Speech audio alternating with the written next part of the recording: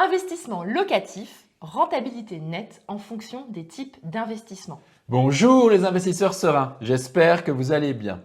Nous sommes Cyril et Dorine, d'anciens cadres qui avons investi en immobilier et devenus libres financièrement. Si ce n'est pas déjà fait, je t'invite à t'abonner à notre chaîne car chaque semaine nous partageons des contenus sur l'investissement immobilier et pour vous y accompagner. Aujourd'hui, on va justement vous parler de quelle est la rentabilité nette que vous pouvez attendre en fonction des différents types d'investissements. Et dans un second temps, on vous partagera également comment est-ce qu'on fait les calculs parce que vous allez voir, en réalité, les choses sont très floues. Les gens parlent de rentabilité à tout va sur les réseaux sociaux, sur Internet. Et en fait, ce qui se passe, c'est que chacun a sa façon de calculer. Donc, dans cet épisode, on va vraiment essayer de clarifier tout ça. Et je laisse Cyril attaquer par rapport au premier point.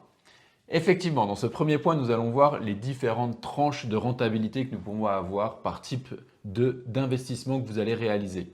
Prenons l'investissement le plus simple, l'investissement dans du neuf en mode clé en main. Vous allez chez votre banquier, vous investissez dans un type Pinel pour faire de la défiscalisation. Votre rentabilité ne dépassera pas les 3 ou 4%.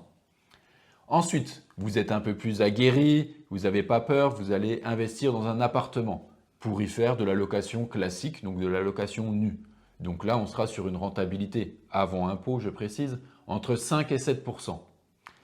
Ensuite, vous êtes bien renseigné, vous savez comment il faut faire les choses, vous vous dites, je vais acheter un immeuble ou un appartement et je vais faire de la location meublée en ayant une bonne stratégie. Et là, vous allez atteindre les 8 à 10%. Là, ça commence à devenir très intéressant.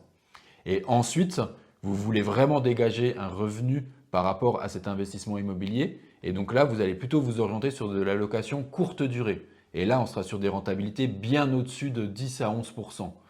Donc on sera vraiment sur des rentabilités à 2 chiffres. Voilà, donc différentes stratégies, différentes possibilités et des tranches de rentabilité qui sont différentes et qui augmentent selon notre bonne stratégie et notre implication dans notre investissement. Alors, juste pour info, pour notre part, Cyril et moi, quand on investit, en général, nous, on tourne autour de 10% parce que nous, on ne fait pas de location courte durée. Enfin, je voulais juste le Bien préciser. sûr. Euh, mais chacun a sa stratégie et en fonction évidemment de ce que vous recherchez, si vous voulez vraiment avoir de bons revenus grâce à l'immobilier et qu'aujourd'hui, vous n'avez pas une énorme capacité d'endettement, en effet, ce serait plutôt la location courte durée qu'il faudrait vous recommander. Donc, maintenant, passons au deuxième point, c'est la fameuse confusion entre tous ces calculs de rentabilité. Parce que déjà, le premier truc, c'est la rentabilité brute. La rentabilité brute, c'est ce qu'on voit sur les annonces en ligne. Forcément, la rentabilité brute, c'est celle qui est le plus avantageuse sur le papier. Enfin, en tout cas, c'est là où on gonfle le plus le chiffre. La rentabilité brute, c'est quand on prend les loyers hors charge divisé par le prix d'acquisition du bien, frais d'agence inclus. Donc, c'est-à-dire que vous prenez le chiffre qu'ils annoncent dans l'annonce loyer hors charge et vous le divisez par le prix affiché sur le bon coin. C'est aussi simple que ça. Forcément, c'est à leur avantage parce qu'il n'y a pas les charges, il n'y a rien de tout ça. Et en plus de ça, ils ne mettent même pas les frais de notaire dans le prix d'acquisition. Donc forcément, ça va gonfler le chiffre. Donc on appelle ça la rentabilité brute. Dans un second temps, si on devient un petit peu plus aguerri, on va vouloir une rentabilité nette. La rentabilité nette, elle va prendre en compte les frais de notaire et également, elle va prendre en compte les charges les plus importantes en immobilier, notamment la taxe foncière qui peut énormément varier d'un bien à l'autre et également toutes les charges de copropriété. Si jamais par exemple il y a un ascenseur dans l'immeuble, que vous achetez l'appartement, forcément la rentabilité va être fortement impactée. Donc en fait, ça on peut appeler ça la rentabilité nette. Elle est assez rapide à calculer. Il y en a qui peuvent vraiment aller dans les détails pour mettre toutes les charges des communs, les charges par exemple de petits travaux de maintenance, enfin de tout prévoir, même les charges de gestion locative. En gros, vous pouvez finalement créer un calcul comme vous le souhaitez. Forcément, plus vous allez être précis, plus la rentabilité va baisser, c'est-à-dire que ce sera plus du brut, ce sera plus du net. On va même arriver au net-net. Ceux qui appellent la rentabilité net-net, c'est en réalité qu'ils prennent également en compte les impôts qu'ils vont payer dessus. Parce que oui, les impôts, on va en payer. Ça dépend évidemment, il y a des stratégies pour, entre guillemets, temporiser le moment où on va en payer. Mais à un moment donné, on va en payer. Et donc, Après, si on calcule la rentabilité avec les impôts, ça sera encore plus faible.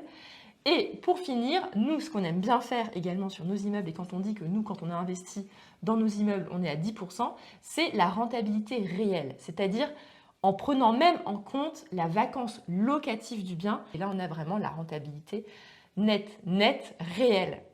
Voilà. Donc, maintenant, vous savez tout de la façon pour calculer votre rentabilité nette. Merci Dorine pour tout ce détail de formules mathématiques et de calcul.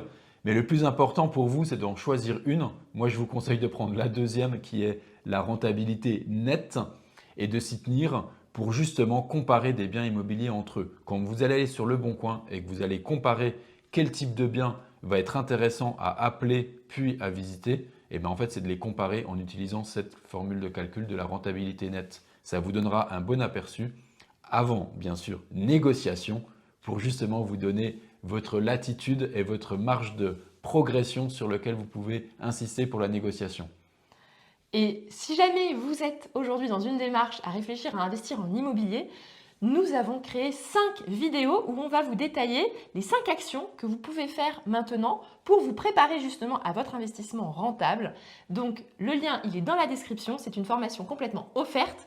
Il y a 5 vidéos, donc vous pouvez les enchaîner juste après cette vidéo si jamais ça vous intéresse.